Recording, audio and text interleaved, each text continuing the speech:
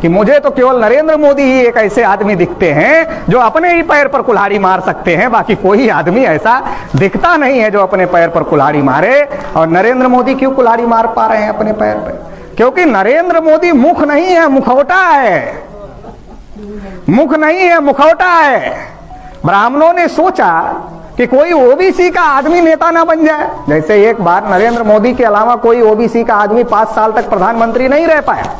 चौधरी चरण सिंह कुछ दिन के लिए बने थे और देवगौड़ा कुछ दिन के लिए बने थे, लेकिन कोई 5 साल के लिए ओबीसी का आदमी प्रधानमंत्री नहीं बन पाया।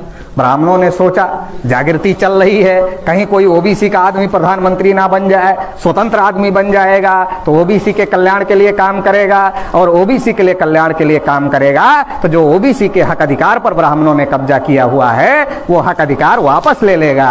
इसलिए हमारा ही गुलाम ओबीसी को पहले आगे कर देते हैं।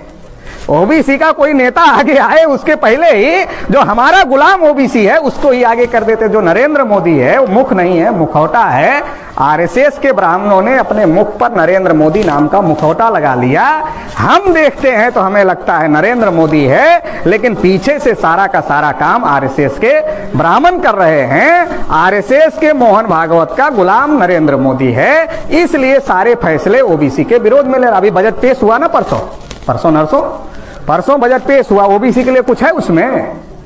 कुछ नहीं। हमारे लोगों को पता ही नहीं बजट होता है क्या। अरे भाई, हम लोग टैक्स देते हैं, टैक्स का पैसा सरकार के पास जाता है, फिर सरकार तय करती है इसको कैसे कैसे खर्च करना है। जैसे आदमी घर चलाता है तो घर में जो पैसा होता है, पैसा वो बजट है उसके घर का, फिर उसको कितना बड़े बच्चे की फीस पर, कितना छोटे बच्चे की फीस पर, कितना बीबी की दवा पर, कितना भविष्य के लिए सेविंग करना है, कितना हमको अपना जो है विकास करने के लिए जमीन खरीदनी है, घर बनवाना है, जितना पैसा आता है उसमें वो तय करता है कि हमको कितना कितना क्या करना है। कम पड़ रहा है तो लोन लेना है, क्या करना है, ये होता है बजट।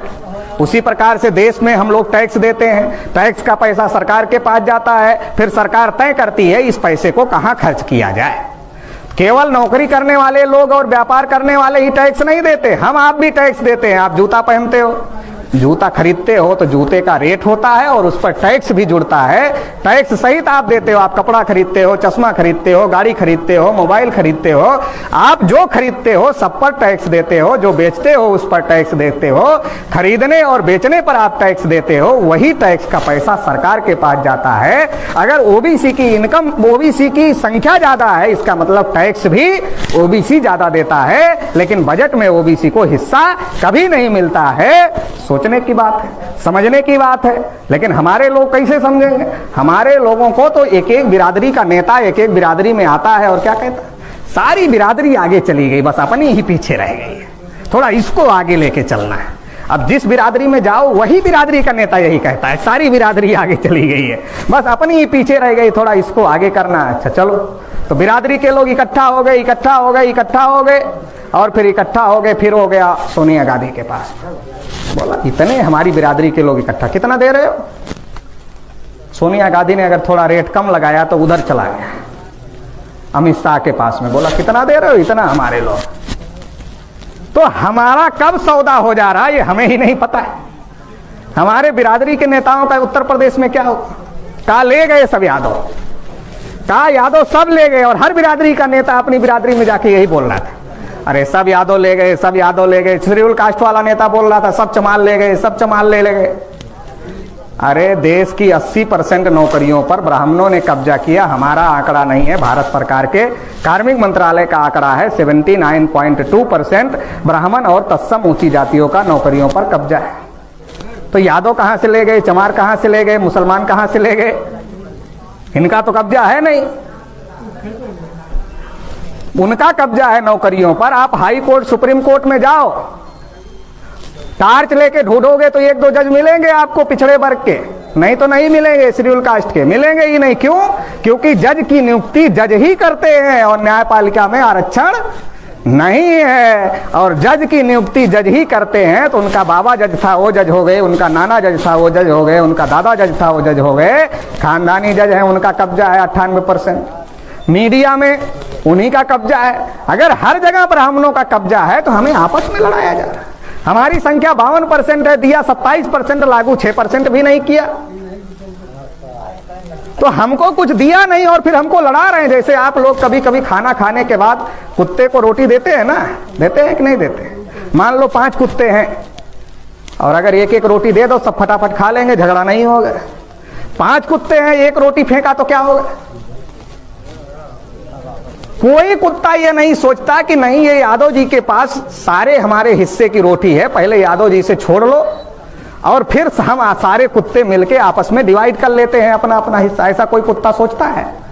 नहीं सोचता। वो जो एक रोटी फेंकी जाती उस पर सारे कुत्ते आपस में लड़ते हैं। वही स्थिति तो हमारी बनी हुई है। जो कुत्ते की स्थिति है वही स्थिति हमारी है। वो हमारे सामने एक रोटी फेंक रहे हैं, हम उस एक रोटी पर आपस में लड़ रहे हैं। हम उनसे नहीं लड़ रहे हैं, सारा उनके पास जमा है हमारा हक अधिकार, उनसे ले लें और आपस में ईमानदारी से डिवाइड कर लें। तो साथियों, इस प्रकार की लड़ाई हम लोगों को लड़ने की जरूरत है। कुत्ते की तरीके से आपस में लड़ाई लड़ने की जरूरत नहीं है। वो आपस में झगड़े पैदा कर रहे हैं, आपस में लड़ाई लगाने का काम कर रहे हैं। आपस में लड़ाई लगाने से दुश्मन ही मजबूत होगा, हम लोग मजबूत नहीं होंगे। और उसका परिणाम आप देख लीजिए, ये जो प्रचार हुआ उसकी वजह से भाजपा की सरकार उत्तर प्रदेश में आई। केशव प्रसाद मौर्य को आगे किया गया और कहा गया कि इनको मुख्यमंत्री बनाया जाएगा, मगर केशव प्रसाद मौर्य को उप बनाकर चुप कर दिया। आपको पता होगा कि जब मुख्यमंत्री ना बनाने का डिसीजन हुआ तो केशव मौर्य का बीपी हाई हो गया था और वो बेहोश हो गए थे। उनका इलाज करवाया गया क्योंकि उनको ही पूछ लिया गया कि मुख्यमंत्री किसको बनाया जाए, आपकी क्या राय है? उनको ही पूछ लिया गया, जिनको बनाना था उनको ही पूछ लिया गया कि मुख्यमंत्री इनको बनाया जाए तो आपकी क्या राय है? तो उनको समझ में आ गया कि फैसला हो चुका है कि हमको नहीं बनना है। केशव मौर्य को उप बनाकर चुप कर दिया गया। हमारे तमाम नेताओं को आगे किया गया, उनका चेहरा दिखाया गया, हमारा वोट लिया गया।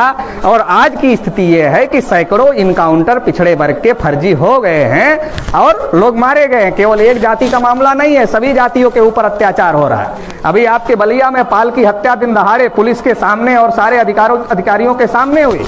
प्रतापगढ़ में पटेल का घर जला दिया गया, हत्या की गई। कौशाम्बी जो उनका जिला है केशव प्रसाद मौर्य का, वहां एक ब्राह्मण ने एक कुशवाहा की हत्या कर दिया, मौर्य जी बोले तक नहीं। तो ये जो स्थिति है, अपराध बहुत तेजी से, क्योंकि मनोबल बढ़ गया इन लोगों का कि अब तो हमारी सरकार है, कोई क्या कर लेगा। हमारे लोगों को लगा कि हम अपनी सरकार बना रहे हैं पिछड़े वर्ग के, लेकिन बन कौन गया? वो लोग बन गए। सरकार उनकी है, क्योंकि पार्टी पर उनका कब्जा है, तो उन्होंने अपनी सरकार बना लिया और अब हमारे लोगों की पिटाई हो रही है। अभी ये बीएससी का रिजल्ट आया था, उसमें गिनती से ढूंढ लो कितने हमारे पिछड़े वर्ग के लोग हैं। 27% भी आरक्षण फॉलो नहीं किया गया। तो बड़े पैमाने पर अन्याय अत्याचार देश में हो रहा है और उत्तर प्रदेश में भी हो रहा है।